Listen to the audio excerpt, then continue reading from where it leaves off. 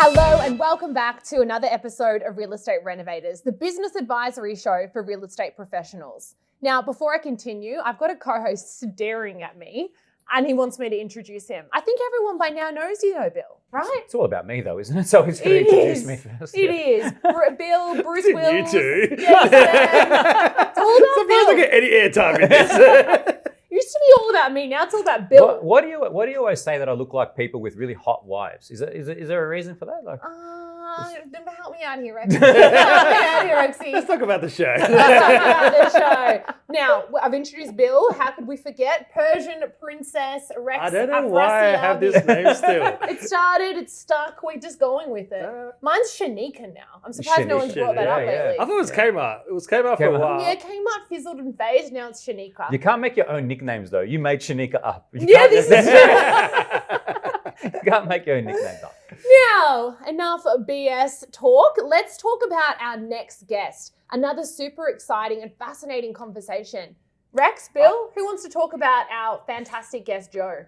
I'm happy to talk first because I interviewed him because I think it was the best episode of this whole series, season. Self-proclaimed. Probably. We're talking about technology today, something that Chanel knows a lot about because of her multiple Facebook accounts and Instagram accounts. But we're talking about technology in the real estate space and how important it is. And I think instead of me introducing it, might be Bill because you know this guy too, don't you? He's the Mark Zuckerberg of the show. Vaguely familiar. No, Joe Hanna is the CEO of PropTech Group, who I work for. So he's my boss, and it's great to have him on the show and tell us all about. If anyone knows about PropTech in Australia, Joe's PropTech royalty. So it's great to hear from him and about what's happening in the marketplaces here. Something we hear a lot from Chanel. Let's go to Joe and the wonderful co-host who interviewed him. Hi, Joe. Welcome to the show. Thanks, Rex. Thanks for having me. Oh, it's an absolute pleasure. How have you been? Very well. Dealing with lockdown, as most of Australia is, but getting through it, and hopefully we're seeing light at the end of the tunnel. Fantastic. Now, most people that may or may not know you, you're a CEO of PropTech, a ASX-listed entity that's got the market share in real estate software, and you got listed last year, I believe, and it's gone from strength to strength. Yeah. Tell us about it. Yeah, sure. So I run a business called PropTech Group, as you mentioned, listed on the stock exchange in November 2020. And essentially what we do is provide market-leading technology that helps real estate agencies, both residential and commercial, run their back office. So ultimately what we aim to do is streamline, optimize, and wherever possible, automate the way that the back office is run. And in doing so, we're trying to build efficiency in the way that agencies run their operations, and then by virtue of that, make their process simpler and easier for people buying, selling, renting properties. Our flagship products essentially help core agencies run their back office. So these are mission critical systems, primarily CRMs. It's a term that real estate agents use, but in kind of tech speak, the CRM is a lot more than a CRM. It's more like an ERP system. So everything from prospecting for new vendors through to exclusivity and appraisals when you're trying to pitch it to a vendor, through to listings management, advertising on the portals, managing your advertising on social, managing your OFIs, sales, settlement, as well as contact relationship management, in addition to trust accounting. So essentially everything you need to run a sales division. We also have property management in that as well. So typically a real estate agency has two divisions, a sales division and a property management division. And often those are two separate platforms that don't necessarily talk to each other very well. So our flagship product, Vault, does both CRM and property management. And they talk well to each other? And they talk, it's a single view. So single view of a customer, single view of a property. So I could be a vendor, a landlord, a tenant, all at the same time, and both divisions can either see or not see that, depending on the configuration. Oh, that'll be. So essentially, our tool set help agents run their back office. We've got about 40% market share, actually over 40% market share now. So over 40% of agencies in Australia and New Zealand use our products to run their back office. And we also have a presence in the UK. But increasingly what we're starting to do since listing is really help the agent beyond the everyday kind of contact. And that's things like marketing, so helping them do more than just realestate.com and domain, really extract the value that's inherent in their customer contact. How does a software do that? So if you think about every contact you've ever made with a real estate agent sits in a database somewhere, and whether it was 5 years ago or whether you went for an open for inspection more recently. Agents are getting better, and through our software, not only ours, other CRMs are getting better at extracting value from that database that lives in there. So I don't have the exact number, but I would hazard a guess that we have more people in our databases as there are people in Australia when you include the duplications across all of our 5,000 agencies using our product. So if you think about that, that it's highly likely that within one of our databases, someone looking at realestate.com and inquiring for a listing already exists in that database. Yep. So I guess when we talk about how we use marketing as a module to our add-on to our core systems is how do you extract that value? How do you find behavioural-based signals that are inherent in what your customers are already doing today? Now, these are things like going to realestate.com or domain and inquiring. Once they do, we know everything from that point on. We know whether they've opened an email that you've sent. We know whether they've visited your website, how many times they've returned your call or picked up your call from your agent, whether they've been to an OFI, whether they've bid at an auction, for example. So all that data is really important in providing insights Invaluable. into propensity to purchase. So inevitably what we're trying to do more of is help agents match a buyer and a seller in a way that gives them efficient use of their time. Call this person because they're red hot. This person you can touch digitally and allow them to self-service. So I guess to a large degree, we're looking at ways to extract value from the existing audience, both digitally and physically. And that's mostly due to the fact that we can track their behaviour in a non-kind of Big Brother way, but in a way that actually adds value. For consumers, it's actually important too, because if you've been through the process of, your viewers have been through the process of buying, it's not that easy, especially in today's market where properties are selling themselves. So, and my personal experience, I bought a property I was telling you off air earlier that most recently, and it took me a while. I had to rock up in my car and say, I'm going to the auction. I'm really serious about buying this property. Well, that's okay. But in reality, it was an effort. We had an expression of interest. Unfortunately, we were unsuccessful. And I remember speaking to the agent saying, we put in a fair bit of time and effort. You know a lot about me and my wife, my family, what we're looking for. You know what basically my range is. We missed out on this property. What have you done with all the data that you've collected about me, and how do we use that in a way? When's the next time that this particular agent is going to have another property that's a perfect fit for me? Probably unlikely to be anytime soon. It could be, but it's more likely that another agent in the same suburb has the perfect property. So we've been thinking about ways of how can we match a buyer and a seller through the agency in a way that doesn't necessarily always require them to have to list on realestate.com or domain in that instance. And that's really about using the value of the relationships that agencies have internally. Furthermore, we've also got a bunch of add-on tools. So whilst we have this kind of core capability that runs real estate agency offices, we know that on average a real estate agent would subscribe to somewhere in order of 20 plus PropTechs per annum, spending about $60,000 per annum. And some of those PropTech are quite niche. They'll serve some purpose, making OFIs easier, perhaps contract management.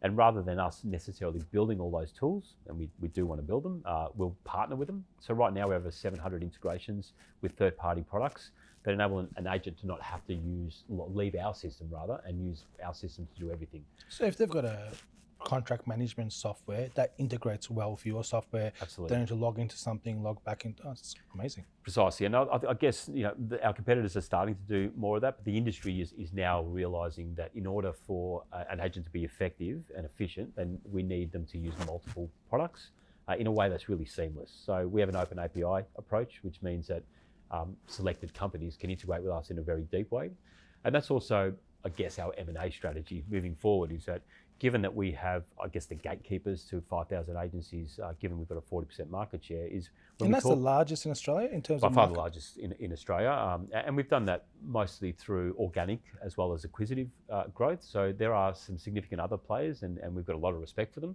I guess the challenge with our industry, particularly around PropTech, kind of more broadly, is if you consider investment in PropTech over the last 20 years.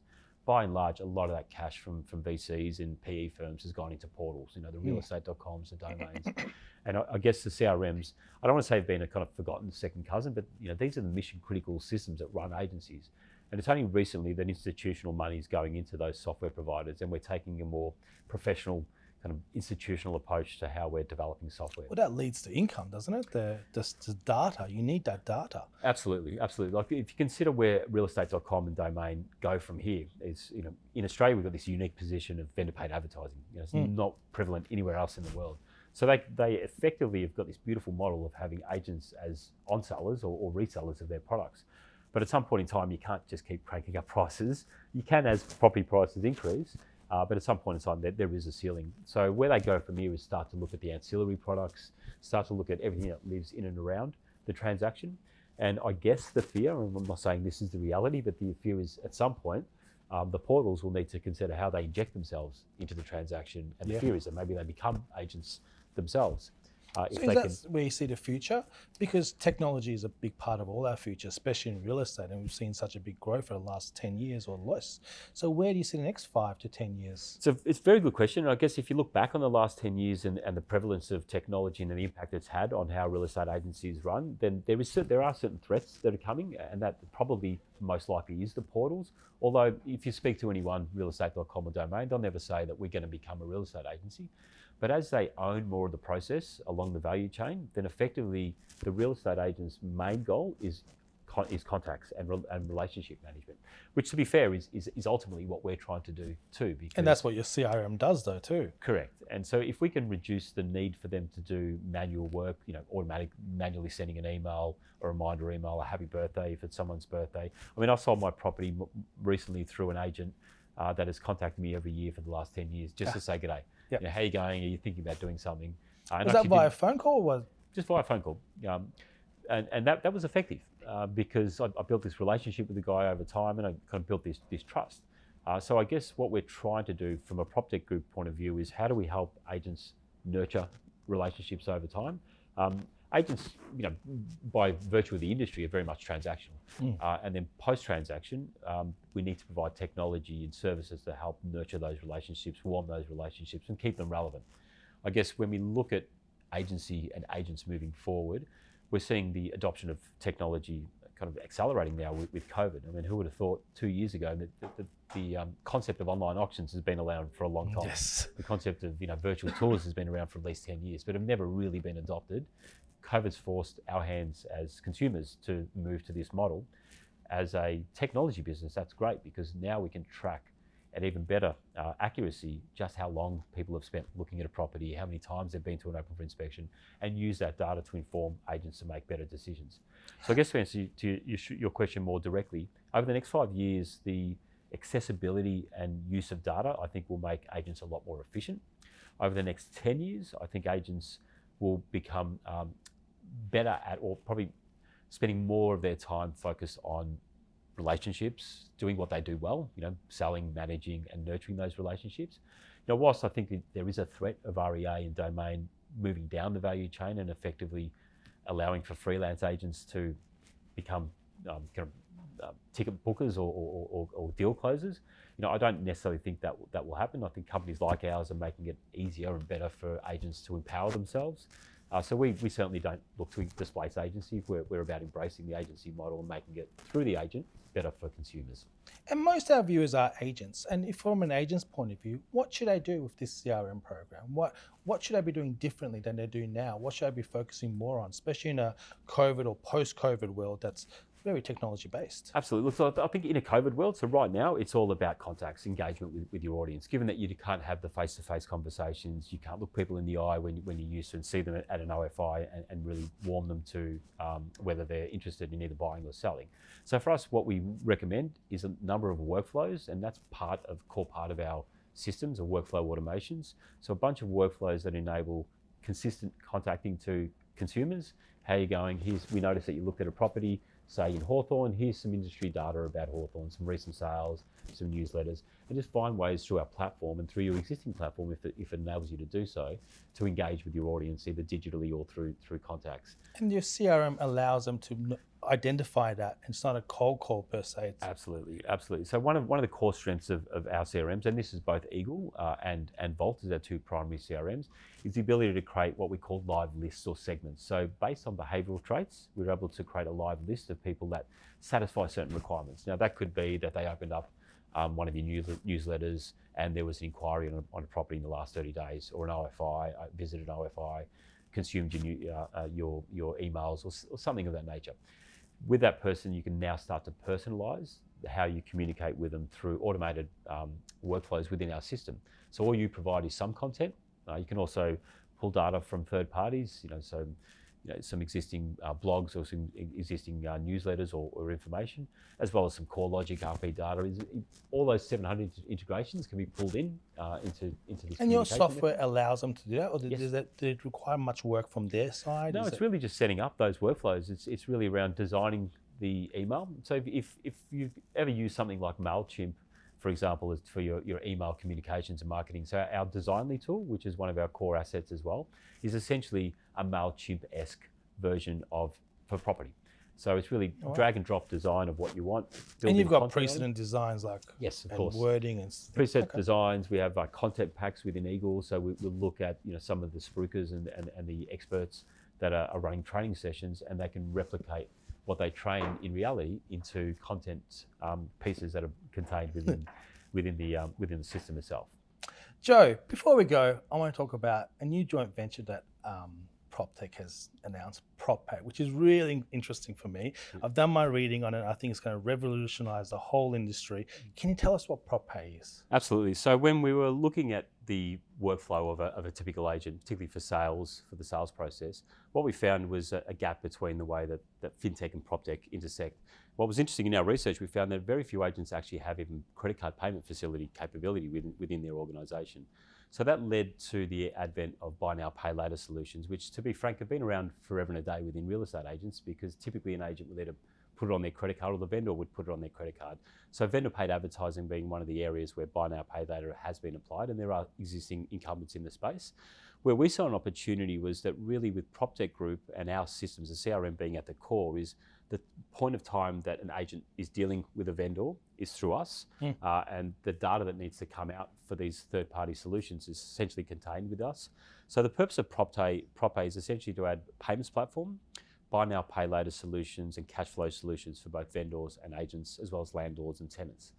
This is a massive thing, because we deal with a number of agents, and typically marketing funds are funded by the agency and paid for once the property sells. And with the price of realestate.com domain and the like, and premium ads and stuff, that expense is becoming significant. Absolutely. Now you're saying that you've got a solution for all agents where they don't need to carry that cost for 60 days or longer. Precisely, and I guess what we're trying to solve here is that typically, if you're selling a property, either the agent or ideally the vendor will pay upfront for their vendor paid advertising.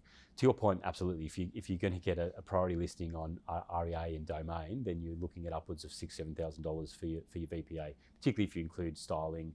Well, additional. Sorry, styling would be additional. If you I want to get to styling in a moment. Yeah, I'll come to that as well. Yeah. If you consider that, photos, videos. So on average, what we find with our data is the average Vpa spend is about $3,000 to $4,000.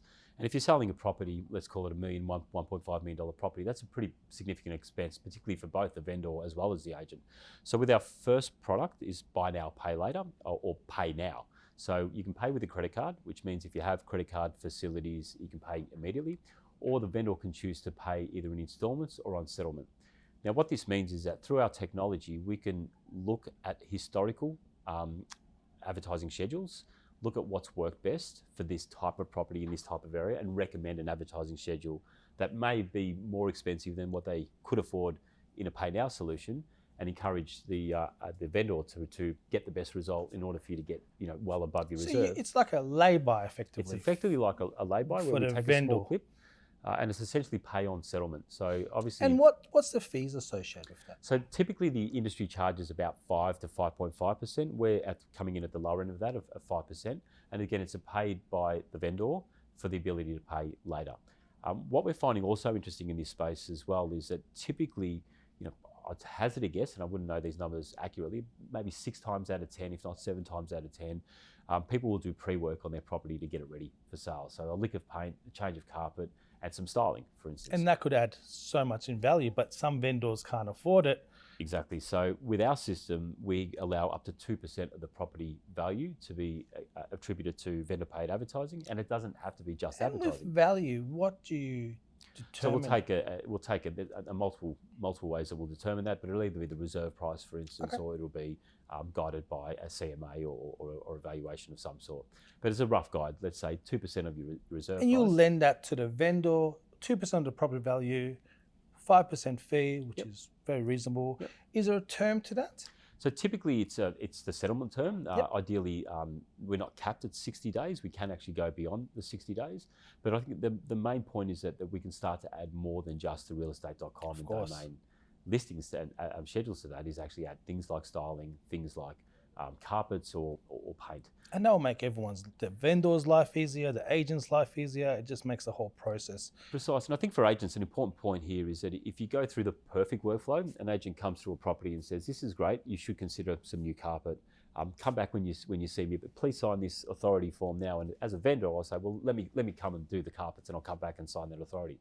So what we're hoping as part of this product is that agents will be able to secure exclusivities with the pre-work being done, included in part of the advertising schedule. Wow. So you de-risk them changing their minds or moving to another agent at the point of sale. So that's the first product in the PropPay suite of products. The second is early release of commissions.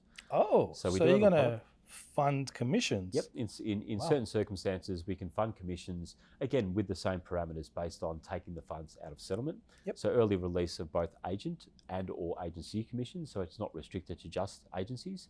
And then the next product is early release of deposits. So, we're talking now in Victoria, and we have a Section 27. 28 days at least. And but in other states around Australia, that isn't always true. So with an early release of deposit, again, same concept, we can factor in and a loan direct with the vendor based on settlement and actually release those funds to vendors. They're three of our primary products, and there's a swag of products that are coming out to service the landlords, renters, all around this kind of factoring and cash flow solutions. That's amazing. Like, it's going to really change how the whole industry works and makes life for agents easier and their cash flow so much better. Well, I think the other point that I didn't mention is why we think this will work for us is that it is all fully integrated into our CRMs and fully automated. So once they're signing an authority, that will generate it for you. Yep. Does it go for a pre-approval loan process and the like, or is it very straightforward? No, it's straightforward. We still obviously go through the standard regulatory things to de-risk it, both from ours and the agent. And certainly what we don't want to be is an afterpay for real estate, because there's a lot of regulatory issues around that. Where we're different is we'll go through a know your customer, so a KYC process. We'll go through a credit check, all automated in the background. And then our relationship, it would be between PropPay direct with the vendor in the instance of VPA. So the agent's not involved. The agent doesn't need to do anything. So they're not going to be responsible, liable. No. They'll help the vendor with the introduction and... Well, it's all automated. So essentially, if you can imagine signing the authority on the glass, one of the segments or one of the sections of the authority is a pre-approved vendor-paid advertising. There'll be a button on there, or the vendor will get a text message saying, how would you like to pay? Pay now with credit card or pay later? That's all managed through our system. So the agent need not do anything. Again, using those workflow automations I spoke about earlier, all this just happens. And the best part is it all reconciles automatically into their trust account. So no extra work required for the agent to provide a better service ultimately to vendors and buyers. Sounds the future. Sounds like the future. We hope so. Yeah. Well, thank you so much, Joe, again, for coming on the show. I've learned a lot from it myself. Hopefully the viewers have as well, and I can see bright things in the future. Appreciate you having me on. Thanks very much. Thank you, Joe. Cheers. Another really good conversation. I mean, technology is a talking point for every industry, right? Everyone's trying to evolve and transform the technology of their businesses to make it smarter, better, faster. But something we really learned from Joe in this episode was technology's impact on real estate. And I think you can add a lot to that conversation, Bill. Yeah, one thing that we always say at PropTech Group is that, technology is not the end in itself, it's the means to the end, right? So we don't think that technology is going to completely change the real estate sector completely. We think that it's going to improve it, and it's going to help streamline and optimize the processes of real estate agents so they can concentrate on doing what they're good at and what they like doing, which is helping clients. Absolutely. I think it's all about streamlining, right? It's not taking away from the industry. It's just making it better. And it can be used for any sector. I agree. think a lot of people should learn from this too. Look at technology for a way to improve your business and make the efficiency better for not just your customers, but internally, and increasing revenue. Absolutely. I think a lot of people can be frightened by technology, but in the end, it's causing rapid growth, right? Yeah. And that's sort of hand in hand with the rapid growth of PropTech Group, right? Yeah, well, it goes with, our entire model is predicated on the success of real estate agents. If real estate agents don't succeed, we're in trouble. And, and our model is around, first of all, what does a real estate agent need to run their business? Well, the first and the most important thing is the CRM, right? Everything runs out of the CRM. They can't list a property onto a portal. They can't run their sales team without a CRM. And then once you've got control of that CRM, then deeply integrating all the other products and services that they need into that CRM. So it's one point of data entry, simple usage, single view of customer, single view of property, so they can run their entire business from that one platform. And that's just an example of what technology is doing in the sector. And I think it's important that we note that any business, because I'm not in real estate, I'm in law, but we use a CRM and we need to look probably more into our CRM programs and see how better we can utilize it. And I think a lot of real estate agents or anyone in business doesn't realize they do have CRM programs, but they should really delve into it and see how much extra they can get out of it, how much it can increase their efficiency within the firm. Yes, CRMs aren't what they used to be. They used to be a place to keep information of your clients, maybe send you a reminder here and there. Our CRMs, they don't just send you reminders, they actually execute tasks. So if it's like, when this certain thing happens, a letter should be sent. You used to get a message that said, send this letter. Now the letter just gets sent, right, automatically. So it's not something that the agent has to think about. And that's where we talk about streamlining and optimizing processes. But I think you work inside it, so you know how it does. But I think from an outside point of view, you don't realize what your CRM programs sometimes do or can do. Absolutely. I think they can, hugely impact the profit of your business. The other day I had a new job come up, right, Rexy? So a brand new role.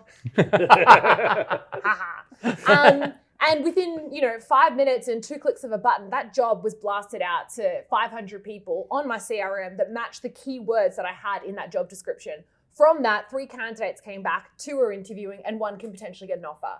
Now, if we don't look at that, if I didn't utilize my CRM, how many calls would I need to make? How many emails would I need to send? Do you know what I mean? Like the importance of a CRM, and not just having a strong one, but understanding how to use it is one of a huge fundamental to success in the real estate industry. Yeah, and it's not just the CRM, right? CRM is just a starting point. But you look at, Joe talked a bit about PropPay, which is the new payments platform. And a lot of people have got payments platforms now in real estate. It's buy now, pay later, right? It's different. But basically, the payment platforms out there now are being able to do the buy now, pay later system. But with PropPay, what we've developed is a system where the agent can sit in front of a vendor and say to them, with your vendor paid advertising, do you want to pay now and there's a merchant facility set up through PropPay, or do you want to pay later through the buy now, pay later system? There's also commission releases so that when you get an unconditional contract, you can get a commission, the agency or the agent can get the commission the next day. These are all systems that are improving the lives of agents day to day, so that they can concentrate, they don't have to stress about all those other things and just concentrate on what they need to do, which is generate more business. List and sell. Yeah. Leverage. And learn your CRM program. You shouldn't be afraid of technology. I think that's what a lot of business owners are afraid of, that technology is going to override their business. But in the end, it's not. It's going to make your business faster, smarter, and more efficient.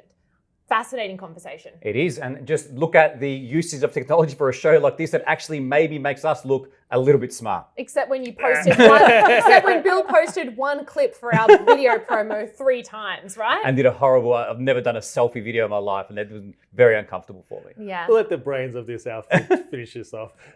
Till next time, guys. Thank you. See you guys.